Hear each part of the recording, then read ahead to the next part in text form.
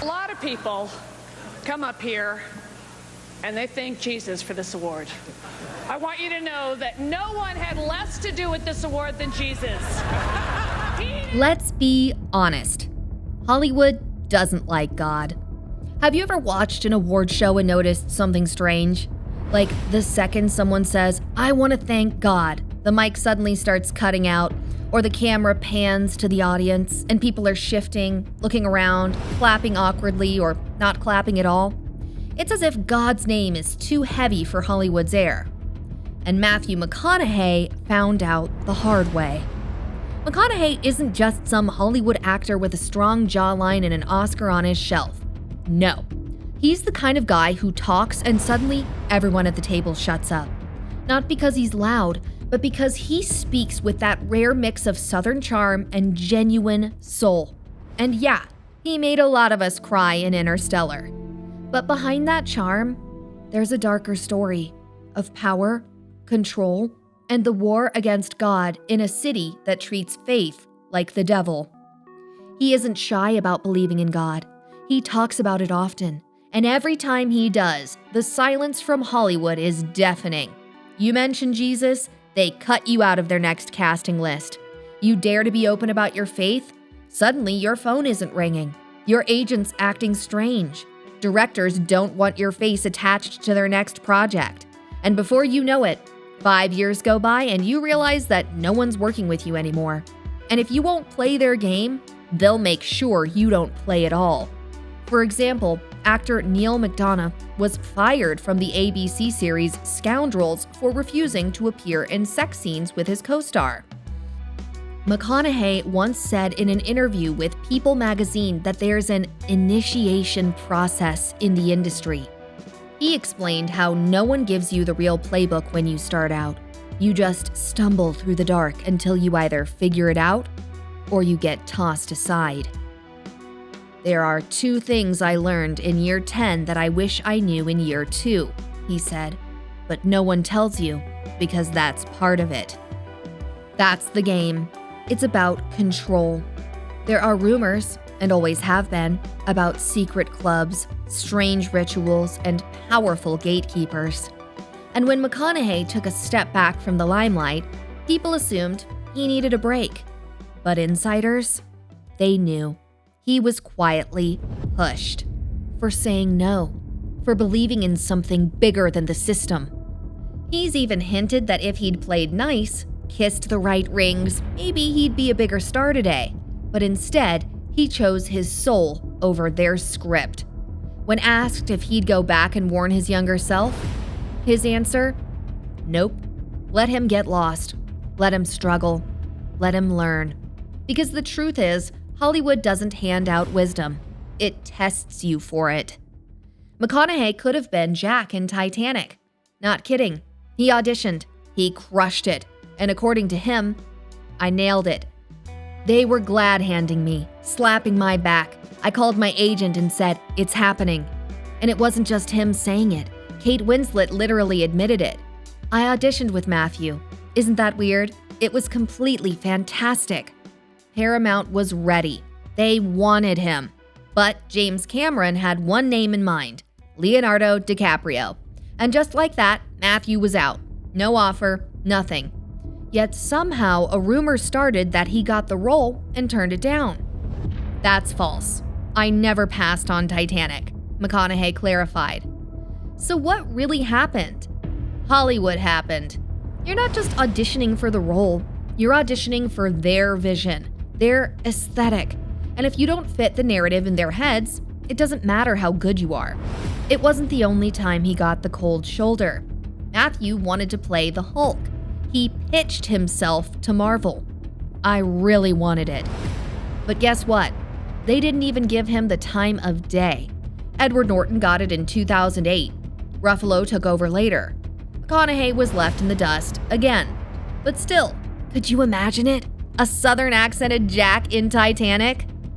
In a sit-down with Joe Rogan, he revealed something many of us already suspected but rarely hear confirmed.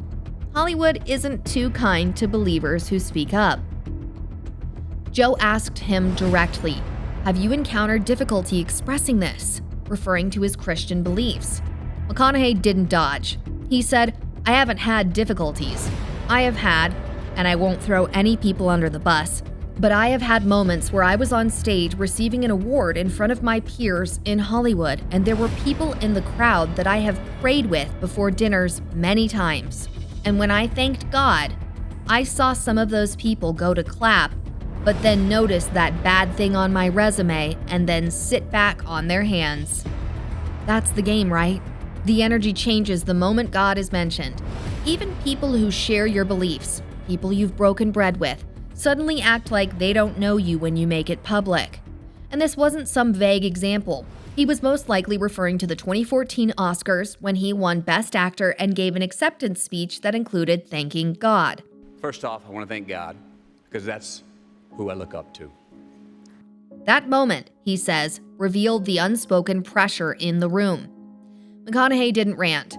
There's some in Hollywood that go to the illiberal left side so far that it is so condescending and patronizing to 50% of the world that need the empathy that the liberals have, give, and should give. To illegitimize them because they say they are a believer is just so arrogant and in some ways hypocritical to me. And he's not wrong. Think about it. We live in a world where empathy is pushed constantly, but somehow, if your empathy comes from a place of faith, it suddenly doesn't count. He said he didn't feel like it cost him jobs directly, but he's noticed the tension. He's seen the hesitation. For an industry that constantly preaches acceptance and authenticity, there's a strange discomfort with people who openly talk about God, especially if you're a Christian who won't compromise.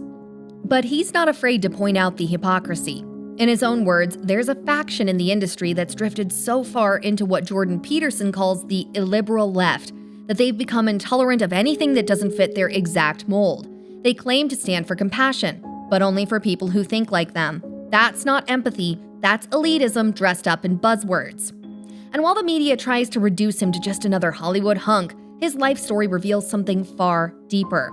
In his memoir, Green Lights, McConaughey opens up about being sexually blackmailed at 15, and then again taken advantage of at 18 by another man. These aren't stories he tells to gain sympathy, but raw truths. Trauma that could have wrecked him. But instead of folding, he chose to rise. He's never noticed any obvious punishment for going his own way. But when you zoom in, it's clear. In a place that worships fame and image, thanking God on stage is like cursing out loud. It's taboo. That's how toxic Hollywood is when it comes to faith. But McConaughey didn't play along. He could have stayed in the lane they built for him, Mr. Rom-Com. The smile, the abs, the predictable scripts, but he said no. He felt boxed in, like he was living someone else's version of success. So he left. He said, "I took strong risks," and one of those was saying no to a $14.5 million romantic comedy role just to protect his future. I shed many a tear with this choice. It was scary. And trust me, my family, my brothers and mother and everybody thought I was out of my frickin' mind. After that, no scripts came. Hollywood went silent. For over a year, he heard nothing. That's what happens when you stop playing their game. But then something flipped. Lincoln Lawyer showed up. Then Mud. Then Magic Mike. True Detective. Dallas Buyers Club. The roles weren't just better. They were honest, gritty, real. And suddenly the same industry that turned its back had to stand up and clap. He even won an Oscar. But here's what people miss. This wasn't luck. This was obedience. He put God first. He bet on purpose over popularity, and that's exactly when things turned. See, in Hollywood, if you worship yourself, they love you. If you worship God, they blacklist you. For the 2015 movie Gold, he packed on nearly 50 pounds to embody a sleazy prospector chasing dreams. He wasn't counting calories, he was chasing authenticity. But guess what? The movie bombed. All that weight gained, all that commitment, and the film barely made a ripple. And it wasn't just Gold. McConaughey followed it with Free State of Jones and The Sea of Trees. Both were passion projects. Both were box office disasters. One even got booed at Cannes. This is a guy with an Oscar on his shelf, but Hollywood's cash register, not ringing for him. In his memoir, he got honest. He's had critical acclaim, sure, but big commercial success? Not so much. And it's not just him. Take Monique, for example. She gave one of the best performances of her life in Precious. You'd think the industry would roll out the red carpet, but nope, she was paid $50,000 for that role. And when she refused to promote the movie overseas for free, that's when the curtain started to fall. She said she had her family, her own show, her priorities. Hollywood didn't like that. She didn't play their game, so they kicked her out of the room. In interviews, Monique has said that people like Oprah and Tyler Perry began whispering in ears, calling her difficult, closing doors she didn't even know were available to walk through. Opportunities vanished. Her name got buried. Her story rewritten by people with more power. And this isn't a one-off. Comedian Cat Williams has been sounding the alarm for years. When asked if he feared being blackballed again, his answer was brutal. These people aren't powerful. The most common job in Hollywood for someone who sold their soul is pretending like they didn't. Do you guys think there's more to these so-called Hollywood initiation rituals? Or is it all just a conspiracy?